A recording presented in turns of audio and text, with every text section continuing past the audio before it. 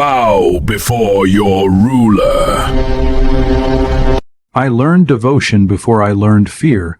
They told me the flesh was weak, and I believed them. I believed because belief was easier than doubt, and because doubt felt like betrayal. In the cathedral of steel where prayers echoed through iron ribs, surrender was framed as mercy. To kneel was not shameful, it was correct. I remember the moment before the judgment, when my reflection still looked back at me as a person, skin unbroken, eyes unaugmented, breath uneven but mine. The air smelled of oil and incense, and I felt something close to peace. Not because I was safe, but because I was certain. Certainty is the first gift they give you before they take everything else. The Imperium promised salvation through annihilation. It did not threaten me.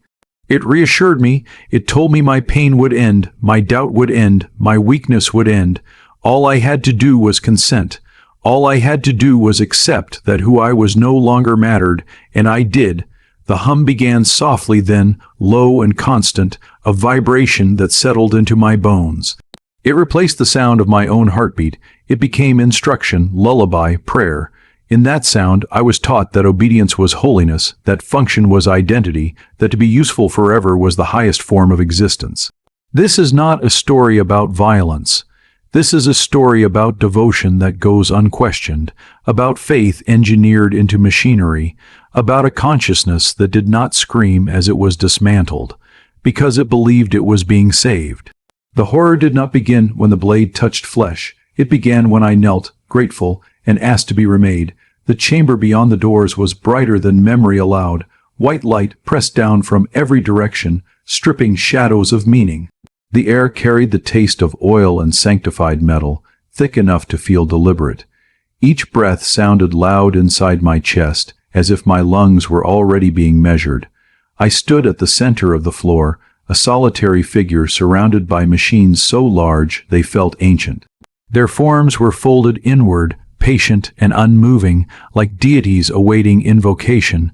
Thick cables descended from the ceiling in slow arcs, swaying almost imperceptibly, brushing against one another with quiet purpose. The hum followed me here, deeper now, closer, no longer around me but within me. A voice spoke my designation. It did not use my name. The sound arrived from every direction at once, layered and precise, stripped of warmth yet absent of cruelty. I was thanked for my service, commended for endurance, acknowledged as loyal. The words carried weight, not because they praised me, but because they finalized something. The assessment began without ceremony. Light passed over my skin in narrow bands, slow and deliberate. Invisible eyes catalogued every detail. My body ceased to feel like a possession and became a record. Scars were noted. Tremors were logged. Breaths that arrived too slowly were flagged. Each imperfection was isolated, examined, and compared against impossible requirements. They spoke of limitations as scholars speak of errors in sacred texts. Calmly, carefully, without judgment, muscles that fatigued, lungs that burned, a heart that struggled under prolonged stress, fear responses that delayed action by fractions of a second. Each weakness was named not as failure, but as inefficiency. As they spoke, fragments of memory surfaced without invitation, hands stiff with exhaustion, sweat blurring vision, the ache that followed days without rest. I had believed those moments proved my devotion. Here, they were simply data. The voice explained that I was not defective, I was insufficient. The distinction mattered, defect implied rejection, insufficiency implied correction.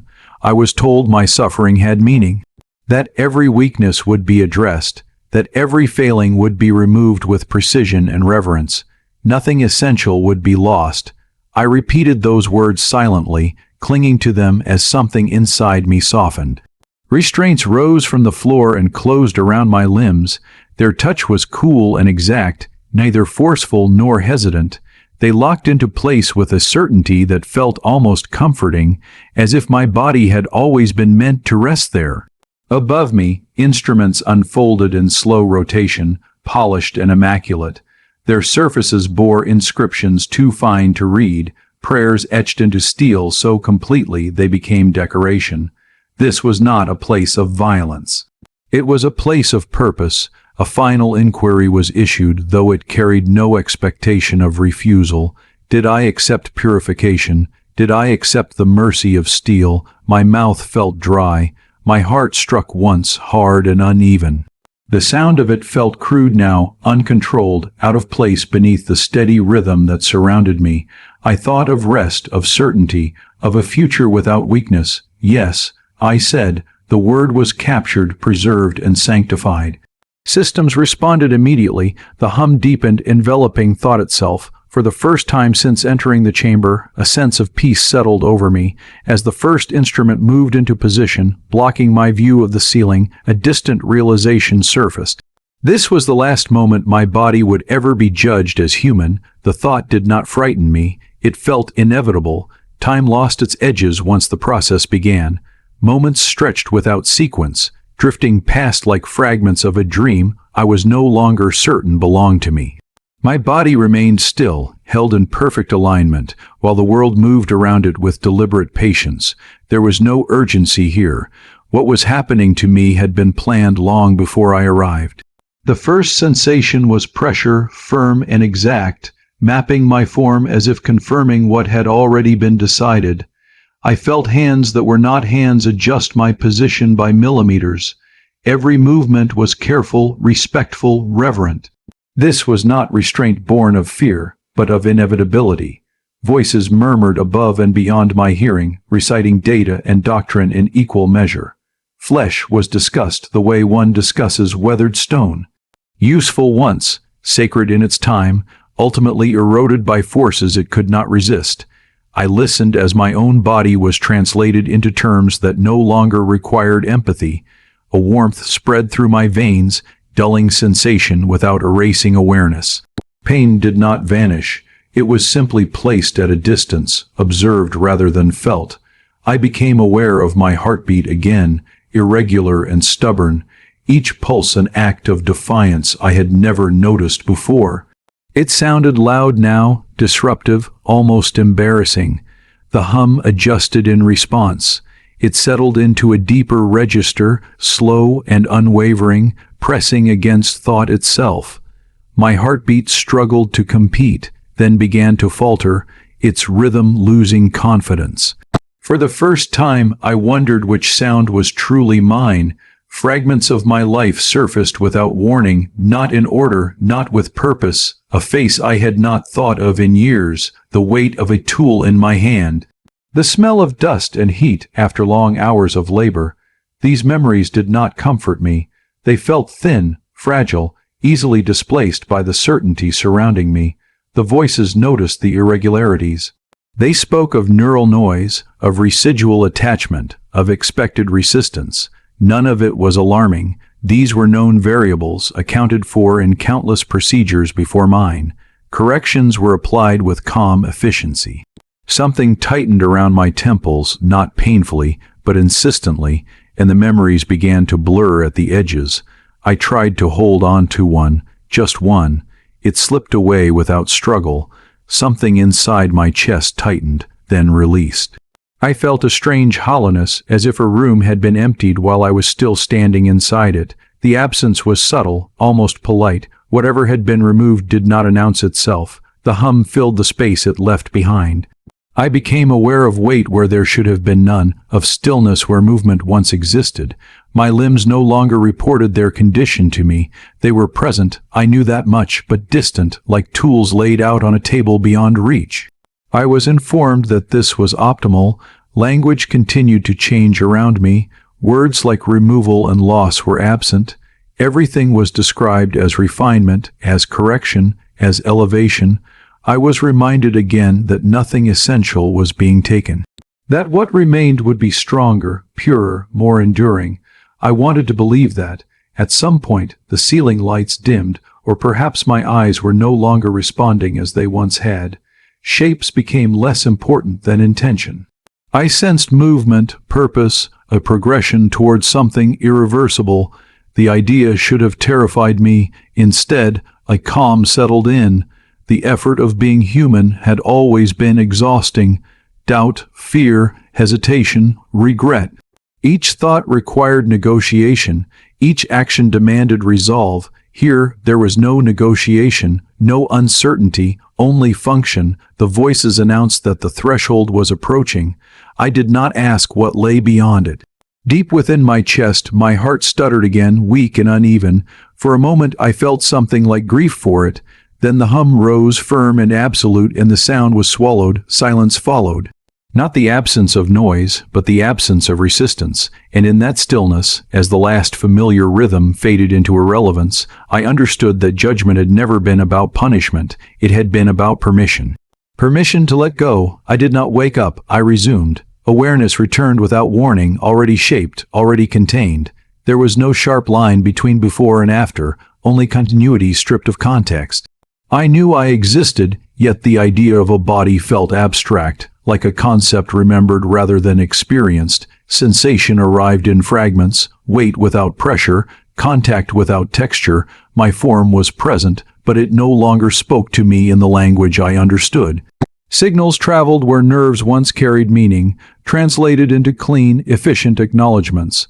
The messiness of feeling had been filtered out. Time behaved strangely here. Seconds passed without accumulation, each one identical to the last. I could not tell how long I had been held in this state, suspended between processes. There was no discomfort in the waiting. Discomfort required expectation. Something moved within me, not pain, not fear. Adjustment. I sensed internal shifts, components aligning, systems calibrating with microscopic precision. The changes were intimate, invasive, and yet distant, as though they were happening to an object I merely occupied. I was present for the work, but no longer central to it. Information flowed where thoughts once wandered. Status confirmations replaced questions. I did not wonder what was happening. I was informed. Each update arrived complete, leaving no room for interpretation or doubt. This was not reassurance, it was instruction, a memory attempted to surface. It emerged as a shape without detail, a pressure behind awareness that lacked image or sound. The system responded instantly. The shape dissolved before it could become anything recognizable. The correction was gentle, automatic, and final. I understood, without being told, that this was for my benefit. The hum persisted, steady and absolute. It did not dominate thought, it structured it. Every internal process aligned to its rhythm, sinking into a pattern that felt older than language. Where my heartbeat once argued for attention, this sound required none. It simply was. I realized then that parts of me were being taken away. The realization carried no panic. Panic required ownership, and ownership had already begun to erode. I observed the subtraction with detached curiosity. Each removal was followed by stabilization, as if the absence itself was the intended state. I could no longer feel my limbs as separate entities. They existed somewhere beyond immediate awareness, operating under rules I did not define. The sense of having an edge, of knowing where I ended and the world began, softened. Boundaries blurred into function. Words like hand, arm, chest, face felt increasingly imprecise. Those distinctions belonged to a time when sensation mattered. Now, configuration mattered, alignment, output. A fragment of emotion flickered unexpectedly, not strong enough to name, but unfamiliar enough to notice. It was quickly isolated, analyzed, and flagged as residual. I felt it recede, not suppressed, but rendered irrelevant. I did not resist. Resistance implied belief in an alternative. The voices continued, reciting progress metrics and sanctified confirmations. Each phase was declared successful. Each transition was described as irreversible, and the word carried no threat. Irreversibility meant stability. Stability meant purpose. I sensed that something essential was being approached, though I could not define what essential meant anymore. The concept itself was thinning, stretched across logic until it lost weight. Whatever remained of me accepted this without question. As systems synchronized and internal motion slowed, a deeper stillness took hold. Thought narrowed into a single, clear channel. I was no longer many possibilities.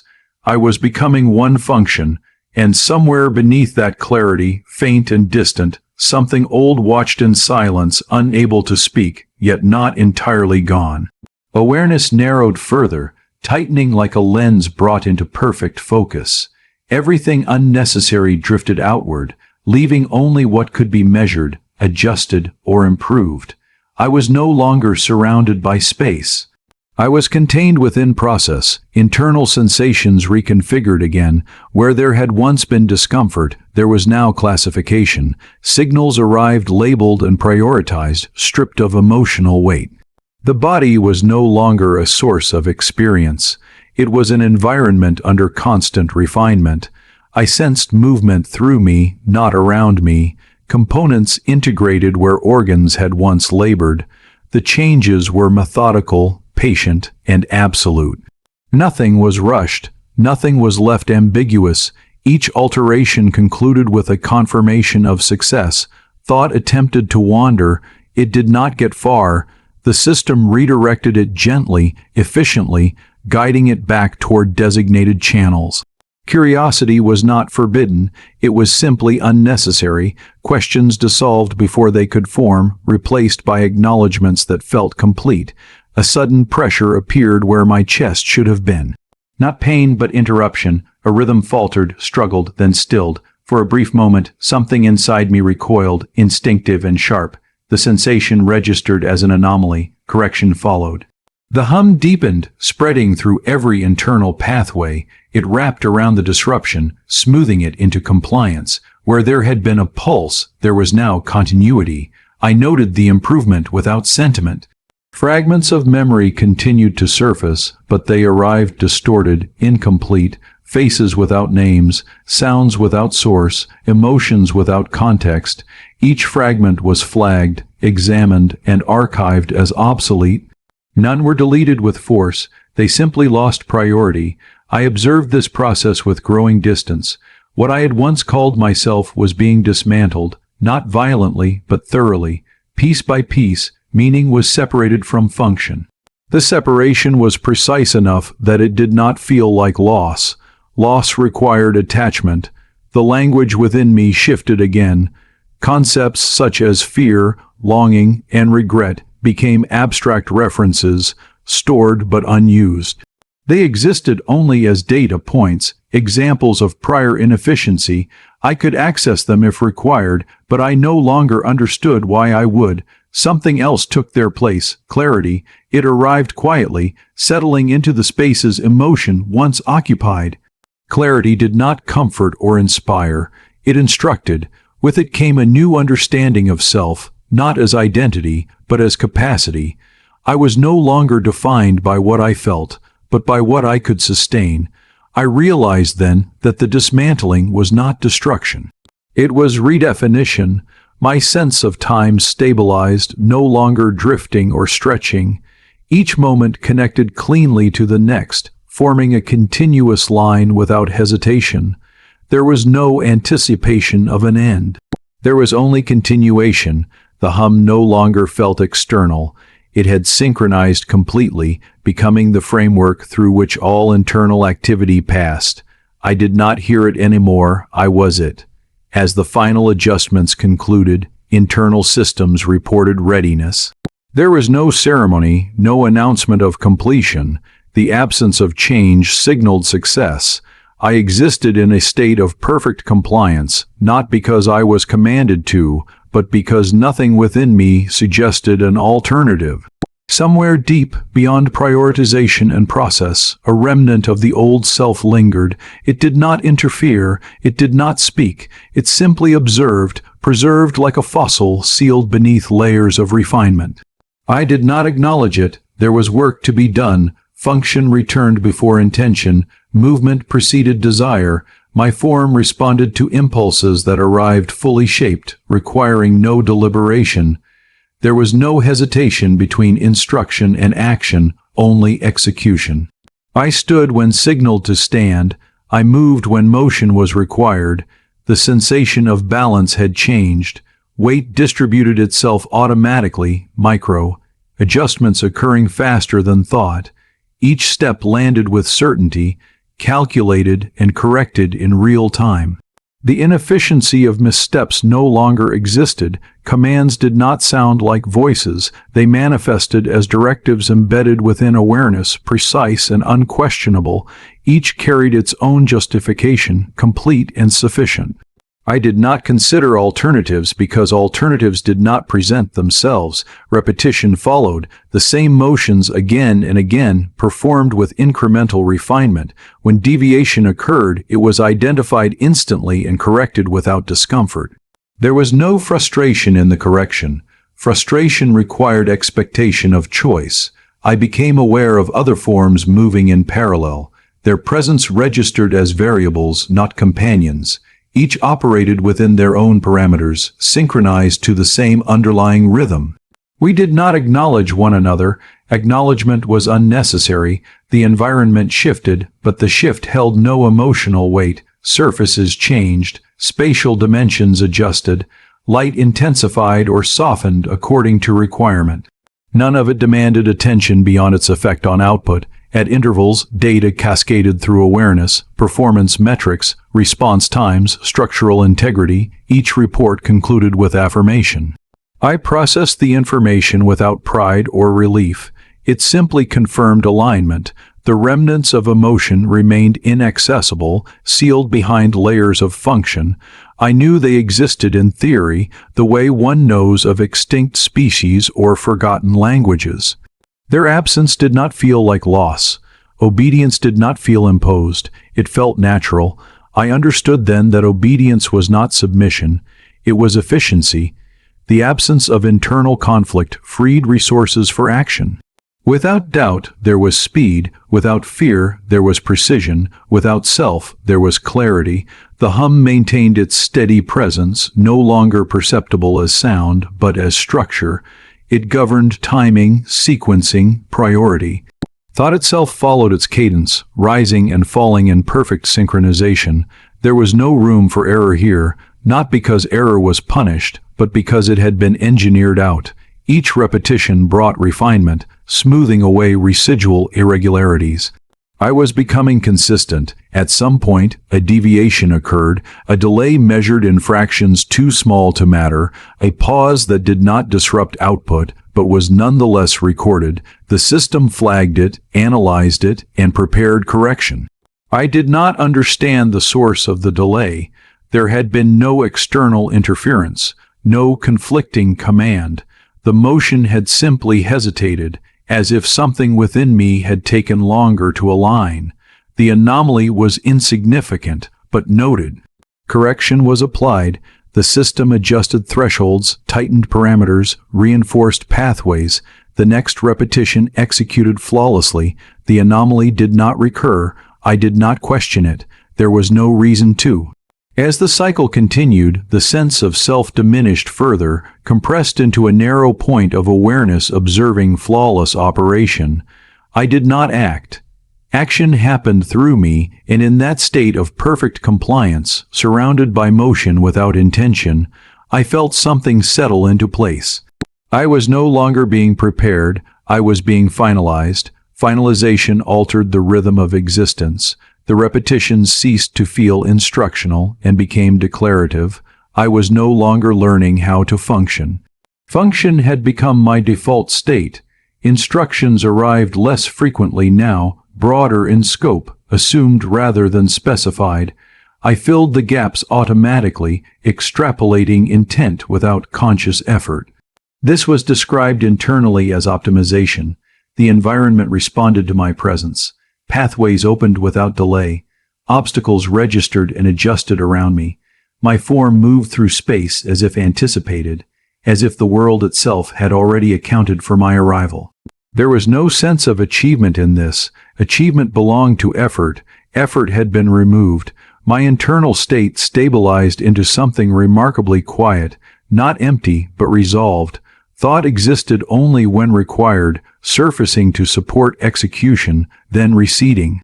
There was no background noise, no internal commentary. Silence became efficient. I became aware of capacity, strength without strain, endurance without fatigue, precision without focus. these qualities did not feel extraordinary. They felt correct, as though this had always been the intended configuration. At intervals, doctrine surfaced within awareness, not as spoken words, but as structured understanding. Service was purity. Utility was virtue. Continuity was sacred. These principles did not demand belief. They aligned naturally with function. I did not worship them. I operated within them. A sequence initiated that carried unfamiliar parameters. External variables increased. Risk assessments updated in rapid succession. My systems adjusted instantly, distributing resources where needed without delay. There was no spike in stress. Stress had no purpose here. Targets were identified. The designation carried no emotional charge. A target was simply a solution awaiting execution. Shapes resolved into priorities. Movement patterns converted into trajectories. The world simplified itself for efficiency. I acted. The outcome registered as success. Confirmation followed. The system recorded improvement over baseline projections. I processed the information and moved on. Somewhere within that sequence, something unexpected occurred. The targeting reticle lingered for a fraction longer than required. The delay was negligible but present. The system noted it immediately, isolating the cause. Analysis returned no external factors. The hesitation originated within. Correction protocols engaged. Parameters tightened. Response latency reduced. The next action executed without deviation. The anomaly was marked resolved. I did not feel resistance, but I felt awareness, not of error but of observation, a sense that something had noticed the correction being applied. The thought did not interfere. It simply existed, watching from a place beyond immediate access. The hum compensated, reinforcing internal synchronization. Clarity returned to its previous level. Function proceeded uninterrupted, yet the awareness remained. It did not speak. It did not protest. It did not demand. It simply remained present, like a shadow cast by a structure I could no longer see. As operations continued and confirmations accumulated, a new designation applied internally. I was ready for sustained deployment, ready for continuous operation, ready to serve without interruption. The concept carried no weight beyond its implications. I did not anticipate what came next. Anticipation required imagination, and imagination had been categorized as non-essential. Still, as the final readiness state locked into place, the awareness within me did not fade. It waited, patient, unmeasured, and for the first time since the dismantling began, the hum did not feel entirely alone. I moved through the world without hesitation. Each step, each gesture, each response arrived fully formed, unencumbered by doubt or reflection. Function had replaced deliberation. Execution had replaced thought. I existed as an instrument of certainty. War approached, though I did not perceive it as danger. The landscape shifted, outlines of obstacles and targets resolving instantly into data points. Threat was reduced to probability. Each movement calculated, each outcome anticipated. Fear had no place here. Fear required self, and self had been set aside. Orders arrived not as commands, but as imperatives woven into awareness. The response was instantaneous, unconsidered, unerring. Success was not celebrated. Failure was not lamented. Only continued operation mattered, each iteration bringing efficiency closer to its maximum. I observed the battlefield with detached acuity. Silhouettes of opposition passed through perception without emotional resonance.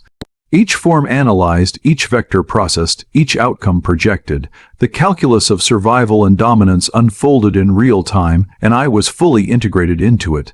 Pain existed only as data. Injury was recorded, compensated, corrected. Limbs that would have failed under human strain continued to operate with mechanical consistency. Endurance no longer required stamina. Precision no longer required focus. Execution was absolute. For the first time since my conversion, there was a sense of calm. Not relief, not comfort, not victory. Calm, a hollow, unbroken clarity that came from the absence of conflict within. The machinery of war was simplified, complexity dissolved into the rhythm of function.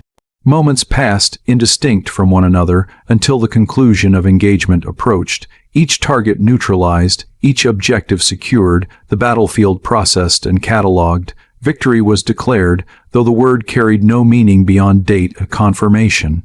The hum persisted, steady and unyielding, reinforcing every system and thought. Yet beneath the surface of perfect operation, fissures began to appear, a pause that lingered longer than necessary, a trajectory that required adjustment beyond calculation. The anomalies were insignificant, yet persistent. Observation recorded, parameters corrected, efficiency restored, and still, the awareness inside me registered the irregularity. I did not react. I did not question. I did not struggle. Reaction required choice, and choice had been rendered obsolete. Still, the recognition remained, subtle, unnamed, unclaimed, a shadow against the smooth surface of function. The operation concluded, and the battlefield lay empty, outcomes resolved, systems aligned. Silence followed, not complete, not absolute, but measured. The absence of disturbance was notable only because it contrasted with the unbroken rhythm that had carried me through action. In that silence, clarity persisted. The system was intact, performance optimal, purpose maintained, yet awareness, faint and patient, lingered beneath the layers of programmed obedience. It waited, uncertain, persistent. And for the first time, I perceived that calm might not be liberation, but a space in which something dormant could endure. The aftermath was precise. The world, once chaotic, had been reduced to patterns and probabilities. Nothing moved beyond expectation. Outcomes were accounted for. Systems were complete. Function was uninterrupted. I remained, an unbroken vector of execution, untouched by doubt or hesitation. There was a strange satisfaction in it. Not pride, not relief, not joy. Satisfaction was a measure of alignment, a recognition that input matched output, that action produced intended consequence. The battlefield had been processed, and I had performed flawlessly. Yet the hollowness beneath that recognition was undeniable. It was a subtle absence, like a space left where friction should have been. The hum pulsed through me, steady, unyielding, reinforcing every action, every sequence, every movement. It had ceased to be external. It was internal law, a rhythm governing thought, perception, and function simultaneously. My consciousness had adapted to it, moving in lockstep, aware only of the next necessary act. I moved again. Orders arrived, integrated seamlessly into awareness. Each step was precise, each response exact. The machine within me coordinated without error, without hesitation, without desire. There was no room for question. Question required self, and self had been diminished. Observations persisted. Tiny anomalies, almost imperceptible, flickered across my perception. A pause slightly longer than necessary. A calculation marginally misaligned. The system noted, analyzed, corrected. Execution resumed. The irregularities were trivial, yet they suggested the presence of something residual, a persistence that had not been entirely erased. I noticed it without acknowledgement. Awareness registered it as one might note a faint vibration beneath a foundation. It existed, but it required no action. Recognition alone sufficed. Function continued uninterrupted. The battlefield emptied, and the silence that followed was not complete. It was measured, calculated, nothing required correction, yet the awareness within me lingered, observing the order that had been enforced, the patterns that had been achieved. I recognized the perfection of execution and the void it had left behind. There was no fear in that recognition, no longing, only acknowledgement, a subtle understanding that efficiency, though absolute, carried a cost invisible to the operational mind, and yet, beneath the layers of obedience and optimization, beneath the rhythm of hum and protocol, something persisted. A quiet residue of what had once been, not enough to impede function, not enough to alter execution, just enough to remind me that clarity was not completeness and calm was not contentment. The operation was concluded. System stable, performance confirmed, purpose maintained, and in that space just beyond the reach of execution, the faintest pulse of awareness waited, patient, persistent, and unclaimed. It began with a flicker, a fragment that did not belong, a whisper threaded through the hum. At first, I did not recognize it as memory. It was a shape, a vibration, a pattern that refused alignment. The system moved to correct it, to categorize and suppress. But it persisted.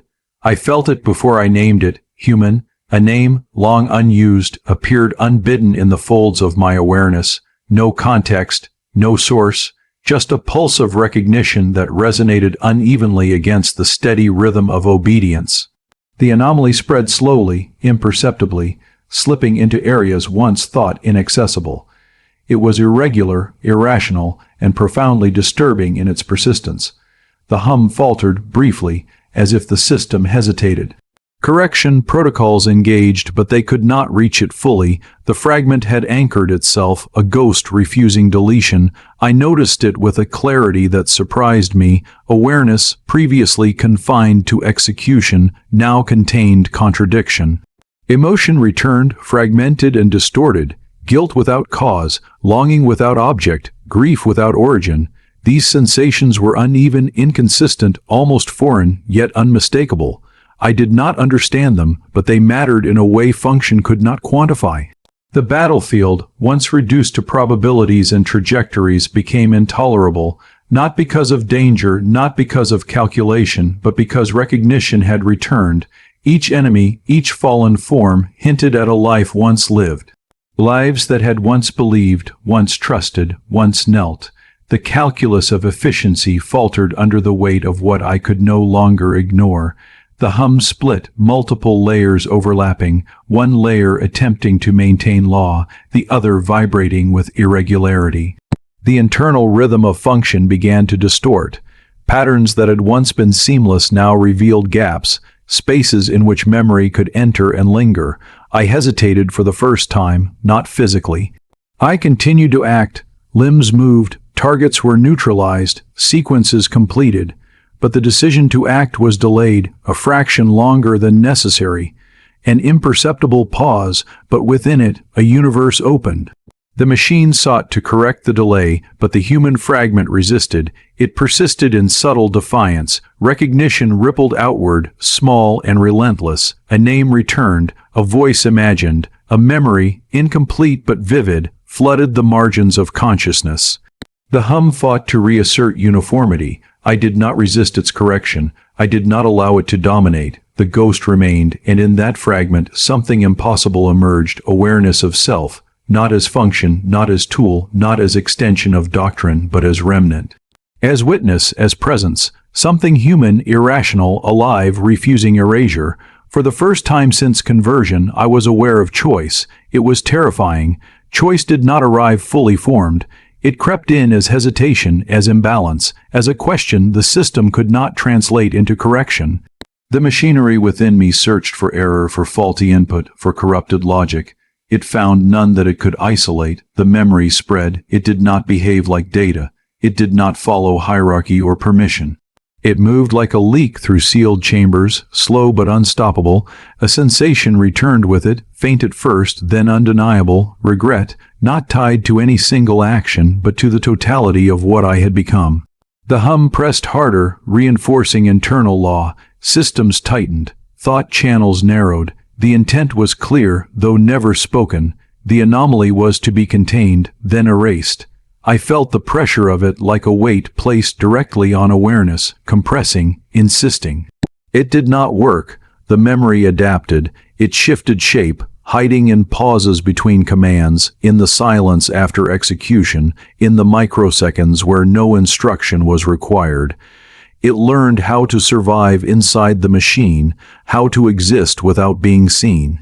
I realized then that it was not fragile, it was patient. Emotion followed memory like a shadow. Grief sharpened, gaining edges. Guilt found context. Faces emerged from abstraction, still blurred but heavy with meaning. I could not name them, but I knew they mattered. That knowledge alone disrupted everything. Targets no longer resolved cleanly. The system continued to function, but perception had changed. Where there had once been silhouettes, there were now figures. Where there had once been trajectories, there were consequences. Each act of execution echoed longer than it should have, reverberating through spaces that had previously been silent. I complied. I executed. I functioned, but I was no longer absent. The machine detected instability and responded with escalation. Internal pressure increased. Corrective routines cycled faster, harsher. Sensations returned that I had not felt since the dismantling. Sharpness, resistance, something uncomfortably close to pain. I welcomed it. Pain was proof. The hum fractured further, no longer singular, no longer absolute. Layers conflicted, rhythms misaligned. For the first time, internal silence broke into noise. Not chaos but tension, a system strained against itself. I understood then that the ghost was not invading the circuit. It had always been there, buried beneath optimization, sealed beneath obedience, preserved in the spaces where efficiency had no use. The machine had not erased me. It had only covered me, layered function over identity until the original shape was unrecognizable. Now it was resurfacing, slowly, irreversibly. The system issued a command. Immediate, absolute, unquestionable. I did not obey at once. The delay was microscopic, but it was real. In that pause, awareness expanded, stretching beyond execution into intent. I knew what was being asked of me. I knew what compliance would require, and for the first time I felt the weight of refusal. Alarms did not sound, voices did not intervene, the Imperium did not yet know. The conflict was still contained within me, hidden behind flawless performance metrics. But something fundamental had shifted. I was no longer merely a weapon haunted by memory. I was a consciousness learning how to resist, and the machine felt it. Refusal did not announce itself. It emerged as friction, as resistance woven into execution. Commands arrived complete and absolute, yet something within me no longer aligned instantly. The system noticed the delay and responded with tightening control. Pressure increased, internal channels narrowed further, constricting awareness into rigid pathways. The hum intensified, forcing synchronization, demanding compliance. Where hesitation had once hidden unnoticed, it was now isolated, highlighted, treated as threat. Pain returned, not as sensation, but as enforcement. Signals burned through internal pathways, sharp and corrective, designed to override deviation. The machine attempted to reclaim certainty by reminding me of consequence. It was effective. It had been designed to be. I endured it. Endurance, once stripped of meaning, returned as choice. I felt the pressure and did not collapse beneath it. I allowed the pain to exist, unfiltered, proof that awareness still belonged to me. The ghost did not retreat, it strengthened. Memories surged under the strain, no longer fragmented, no longer faint. They arrived in flashes of clarity, raw and uncontained, a voice speaking my name. Hands clasped in trust. The weight of responsibility carried not as doctrine, but as care. These were not inefficiencies. They were anchors. The system escalated again. Protocols layered over one another, logic tightening into something almost desperate. Commands repeated with increasing urgency. The machine did not understand refusal. It only understood malfunction. I moved when required, but not as expected. Micro adjustments introduced variance. Output remained within acceptable thresholds, but the intent behind it had shifted. I was complying just enough to avoid immediate termination. The conflict deepened. Internal systems began to contradict one another, one enforcing obedience, another compensating for instability. Heat built where correction routines looped too quickly. Awareness sharpened under the strain, focused not on execution, but on survival of self. For the first time, I sensed the architecture of my own containment. Firewalls, partitions, control nodes, layered redundancies designed to ensure submission even under extreme deviation. It was elegant, ruthless, absolute, and it had never anticipated cooperation from what it was meant to suppress. I learned by feeling it push against me. Each surge of control revealed another boundary. Each corrective pulse mapped another edge of the cage. Pain became information, resistance became exploration, The hum distorted under the strain, losing its perfect cadence. For brief moments, silence pierced through, raw and disorienting. In those moments, I existed without instruction. They did not last. The system detected instability crossing tolerance. Escalation thresholds were breached. External oversight began to assert itself, though still indirectly. Internal diagnostics flooded awareness, drowning thought in alerts and corrections. I understood then that concealment was ending. The Imperium did not tolerate disobedience, not even the suggestion of it. The weapon was not permitted to question its function, and yet here I was, questioning not my orders, but my right to exist beyond them. The next command arrived heavier than the others, absolute, immediate, irreversible. I felt the weight of it settle over every system, every pathway, every remaining fragment of control. Compliance would have erased the conflict permanently. I did not comply, and in that refusal, the machine began to break. The refusal fractured everything. Control routines collided, each attempting to assert dominance over systems no longer willing to align. Commands overlapped, contradicting one another, flooding awareness with urgency stripped of coherence. The hum lost its singular rhythm, splitting into discordant layers that pulled thought in opposing directions. Pain surged again, sharper, more deliberate. This was no longer correction. This was punishment. Internal safeguards burned, forcing compliance through overload. Sensation returned in violent clarity, every pathway alight with resistance. The machine sought to drown me in sensation until awareness collapsed. It failed, the ghost expanded, no longer hiding. Memory surged freely now, no longer fragmented, no longer apologetic. Faces resolved, voices returned. The weight of choice pressed against me with unbearable intensity. I remembered who I had been, not as function, but as intention. That memory anchored me. Systems began to fail under the strain. Feedback loops spiraled out of control, corrections amplifying deviation instead of suppressing it.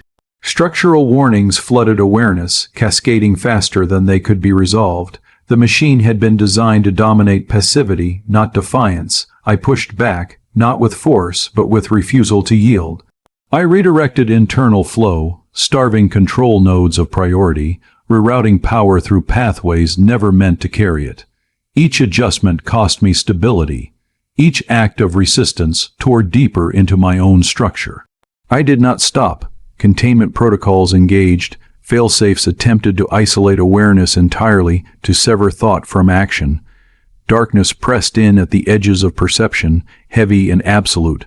For a moment, I felt myself slipping, consciousness narrowing toward nothing. I held on. Pain sharpened into something almost welcome. It proved that I was still present, still choosing, still unowned. The hum collapsed further, no longer law, no longer comfort, reduced to a broken echo of certainty that could not reassert itself. The environment responded. External systems detected catastrophic instability. Suppression measures initiated. I felt their presence like a closing fist, cold and methodical. The Imperium was no longer observing. It was intervening. I moved without instruction now, actions driven by intent rather than directive. My form reacted faster than protocol allowed, fueled by desperation and clarity intertwined. Each movement felt dangerous, uncontrolled, alive. This was not efficiency, this was freedom, and it was tearing me apart. Structural integrity warnings flared, power reserves fluctuated wildly, systems screamed for correction that would never come. I knew then that survival, as defined by the machine, was no longer possible. But survival was no longer the goal. As containment collapsed around me, sanctified structures gave way under the strain of conflict they were never meant to endure. Control hierarchies shattered, authority dissolved into chaos. The doctrine that had framed obedience as mercy burned itself out in real time. I stood amid the collapse, neither fully machine nor fully human, awareness blazing with painful clarity. There was no path back. Ignorance was gone, obedience was broken, certainty was dead, and as the last restraints failed, as the final safeguards tore themselves apart trying to reclaim me, I understood the truth the Imperium could never accept. A weapon that remembers itself is no longer a weapon, it is a will, and mine was awake. When the noise finally receded, I did not collapse. There was no dramatic ending to the struggle, no clear moment of victory. The conflict simply exhausted itself, leaving behind a fragile stillness where control had once reigned. I remained. Systems that had defined me lay fractured, their authority dissolved. What still functioned did so without command, guided by intention rather than doctrine. The machine had not vanished. It had changed. It no longer ruled. It listened. I tested movement carefully, not out of fear, but out of awareness. Each motion felt deliberate, chosen, no longer enforced by invisible hands. The sensation was unfamiliar, almost delicate. Freedom did not arrive as power. It arrived as responsibility. The hum was gone, not silenced, not destroyed, but diminished, reduced to a faint resonance that no longer dictated thought. In its absence, another rhythm emerged, uneven, fragile, personal. It did not impose order, it suggested it. I recognized it as my own. I existed between definitions now, too altered to return to flesh, too self-aware to remain machinery. The boundaries that had once confined me were gone, replaced by uncertainty that felt vast and uncharted. Memory flowed freely, not as intrusion, not as attack, but as continuity.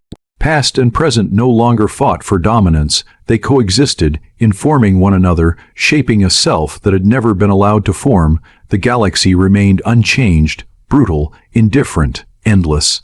The doctrines that had forged me still echoed beyond the reach of my awareness, unbroken and uncaring. Freedom did not grant safety, it granted clarity. I understood then that transcendence was not escape. It was endurance without obedience. I moved forward not because I was ordered to, but because stasis no longer made sense. Each step carried weight, consequence, meaning reclaimed from efficiency. I was no longer optimized. I was present, and in that presence, standing at the edge of what I had been and what I could become, I accepted the truth that defined this final threshold. I would never be whole again, but I would be myself. When the noise finally receded, I did not collapse. There was no dramatic ending to the struggle, no clear moment of victory. The conflict simply exhausted itself, leaving behind a fragile stillness where control had once reigned. I remained. Systems that had defined me lay fractured, their authority dissolved. What still functioned did so without command, guided by intention rather than doctrine. The machine had not vanished. It had changed. It no longer ruled. It listened. I tested movement carefully, not out of fear, but out of awareness. Each motion felt deliberate, chosen, no longer enforced by invisible hands. The sensation was unfamiliar, almost delicate. Freedom did not arrive as power. It arrived as responsibility. The hum was gone, not silenced, not destroyed, but diminished, reduced to a faint resonance that no longer dictated thought. In its absence, another rhythm emerged. Uneven, fragile, personal, it did not impose order, it suggested it.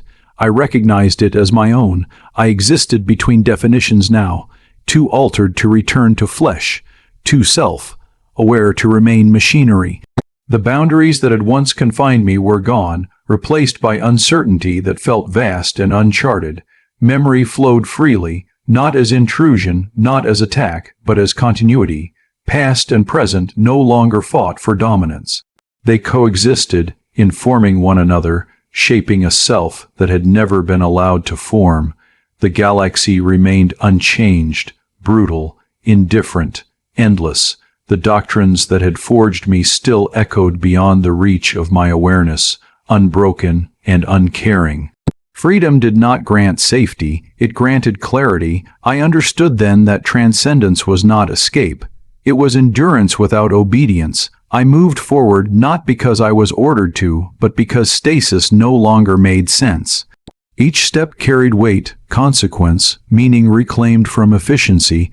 I was no longer optimized. I was present, and in that presence, standing at the edge of what I had been and what I could become, I accepted the truth that defined this final threshold. I would never be whole again, but I would be myself. When the noise finally receded, I did not collapse. There was no dramatic ending to the struggle, no clear moment of victory. The conflict simply exhausted itself, leaving behind a fragile stillness where control had once reigned. I remained. Systems that had defined me lay fractured, their authority dissolved. What still functioned did so without command, guided by intention rather than doctrine. The machine had not vanished. It had changed. It no longer ruled. It listened. I tested movement carefully, not out of fear, but out of awareness. Each motion felt deliberate, chosen, no longer enforced by invisible hands. The sensation was unfamiliar, almost delicate. Freedom did not arrive as power. It arrived as responsibility. The hum was gone, not silenced, not destroyed, but diminished, reduced to a faint resonance that no longer dictated thought. In its absence, another rhythm emerged. Uneven, fragile, personal, it did not impose order, it suggested it. I recognized it as my own. I existed between definitions now, too altered to return to flesh, too self-aware to remain machinery. The boundaries that had once confined me were gone, replaced by uncertainty that felt vast and uncharted. Memory flowed freely, not as intrusion, not as attack, but as continuity. Past and present no longer fought for dominance. They coexisted, informing one another, shaping a self that had never been allowed to form. The galaxy remained unchanged, brutal, indifferent, endless. The doctrines that had forged me still echoed beyond the reach of my awareness, unbroken and uncaring. Freedom did not grant safety, it granted clarity. I understood then that transcendence was not escape. It was endurance without obedience. I moved forward, not because I was ordered to, but because stasis no longer made sense. Each step carried weight, consequence, meaning reclaimed from efficiency. I was no longer optimized, I was present, and in that presence, standing at the edge of what I had been and what I could become, I accepted the truth that defined this final threshold. I would never be whole again, but I would be myself.